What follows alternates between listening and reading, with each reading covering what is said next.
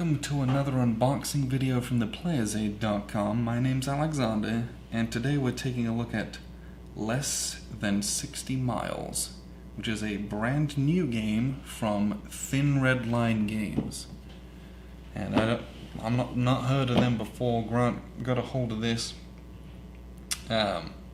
It's a World War III game, I believe, and I have no idea other than it's a fairly decently sized game.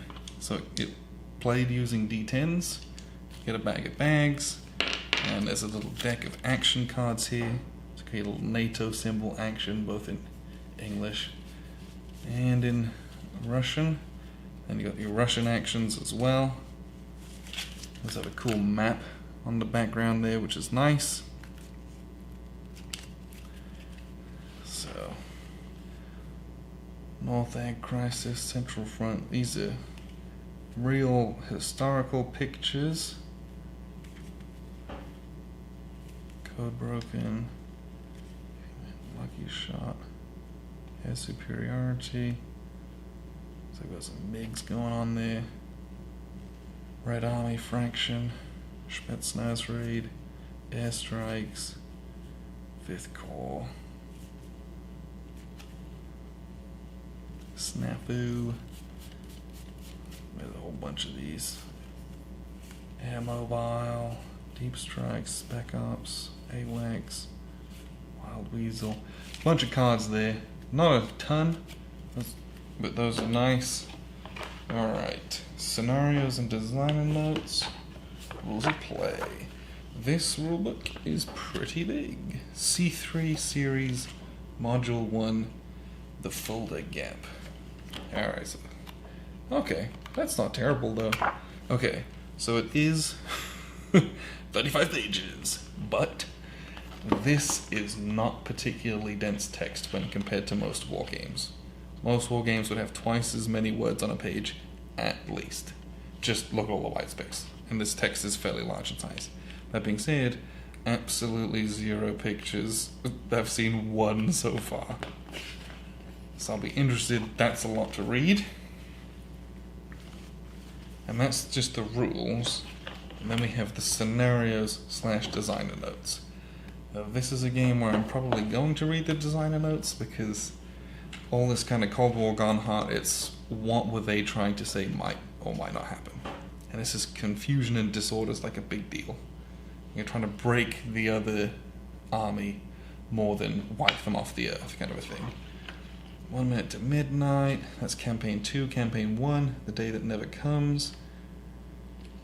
And then there's a bunch of scenarios. Scenario 3, scenario 2, 11th hour.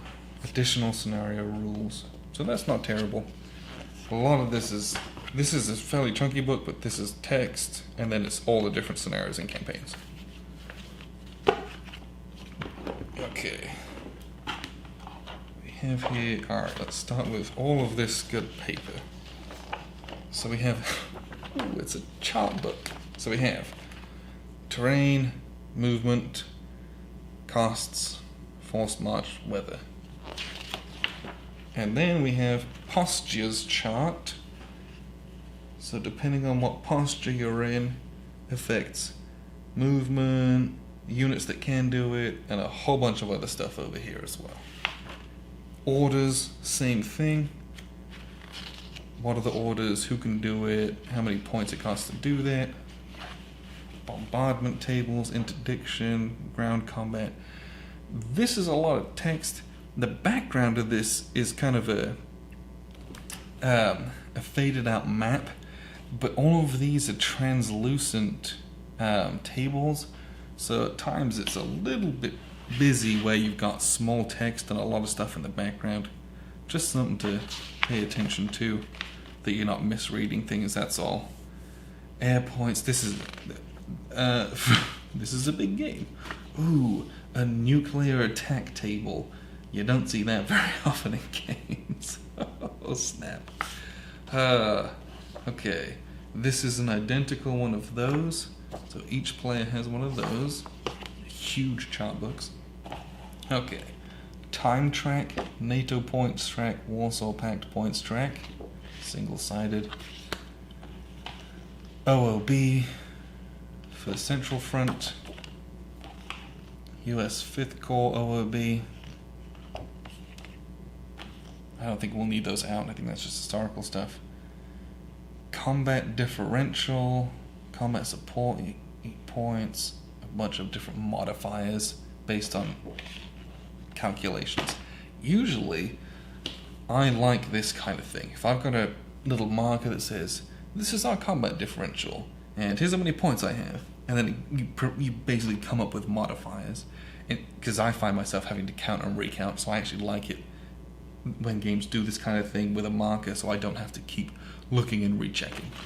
I appreciate that. Okay, on to the good stuff. Woo!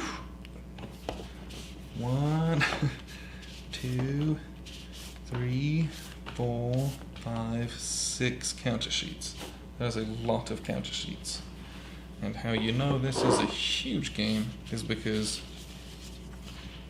really only 2 of those are units mostly. So I got all these different units. You can see it's US 5th Corps here. Tanks. Mech infantry. That's just a ton of units.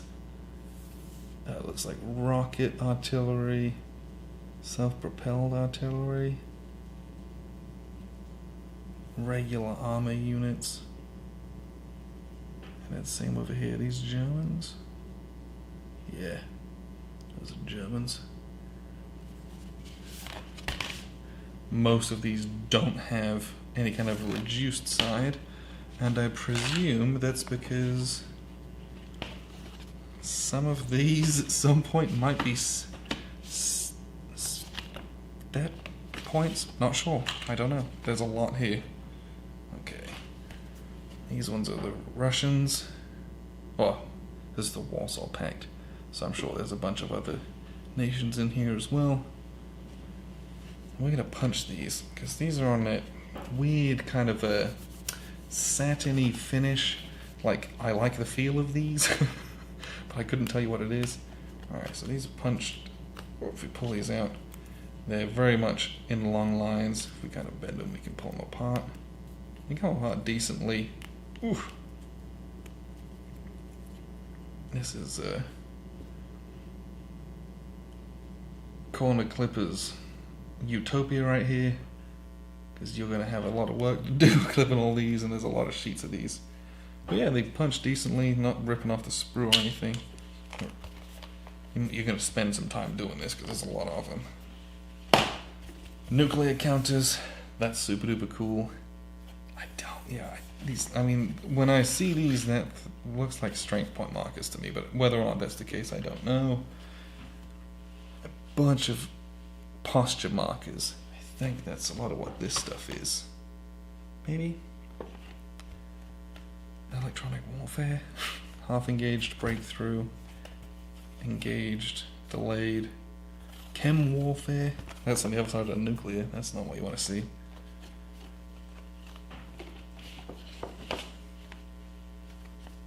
Bunch of markers. An absolute ton more markers. And I just don't know if these are part of all that posture table. Who's doing what? If it gives you different modifiers, it looks like. Maybe.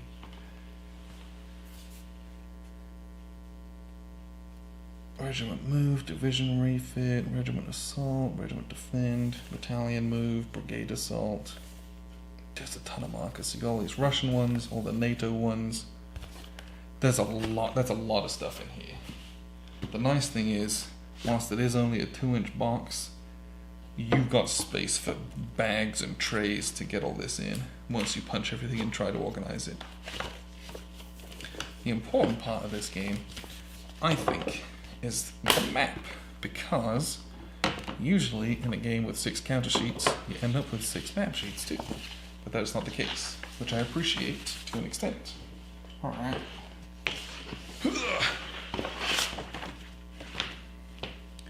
So this is a long map, okay? This is, do they show the, nope. It's longer than, normally it's what, 22 by 34? This is wider than 34. It's sticking off the ends of my table. I think it is anyway. I don't know by how much, but I think this is longer than those normally are. So here's folder right here. It's a folder gap game. There's a couple of those. So you've got over here your demarcation line. So you've got the Aussies and the Westies, and it's who's attacking whom in this one. So Frankfurt, Wiesbaden over here. The map is very colourful. Let's start with that. That's a lot of dark greens and light greens, and a lot of red roads and towns going on. This is a very busy map.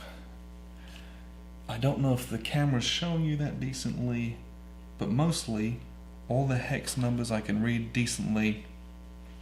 Once I get myself familiarized with the map, most of the names, they're all readable at least. I don't feel like I'm lost necessarily. But yeah, it's still this is quite a busy map on your eyes at least. Hopefully when you got your coloured counters on, it might be a bit easier to concentrate. Sometimes I get lost in the swimming colours here, but if you're red-green colorblind, this might not be the map for you, because the overlay, all of these roads are kind of a dark red, and so much of the terrain is green. But yeah, leave feedback if that's even something that you can see, if that happens to be the case for you. But other than that, it looks like it's a historical type map with a very bold coloring, and that's it really. There's a ton in this. That's a big rule book, and anytime you give me a game that has a chart book, I know that this is going to be one of the more complex games that I'm going to play. That's just an indication of that.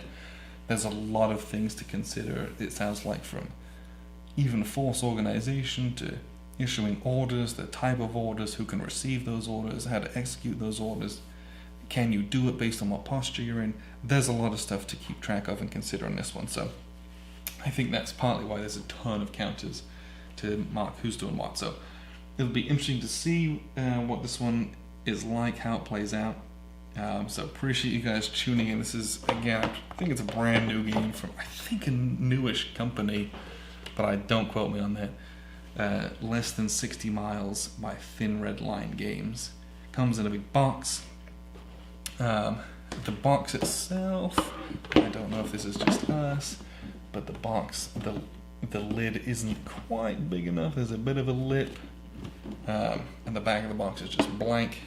And you've got your little CGI artwork with your little VW camper on it, which is cute. But that's the game. It's Less Than 60 Miles, and it's a modern game with cards as well. You don't play with the cards. I think these are kind of, well, maybe you do. I don't really know exactly. 108, 108, 107, 107. But yeah, there's a ton here to unpack and explore. So we'll get to it, and we'll let you know how this one is in the future. So I appreciate you guys tuning in for another unboxing video, because I've been Alexander from theplayersaid.com.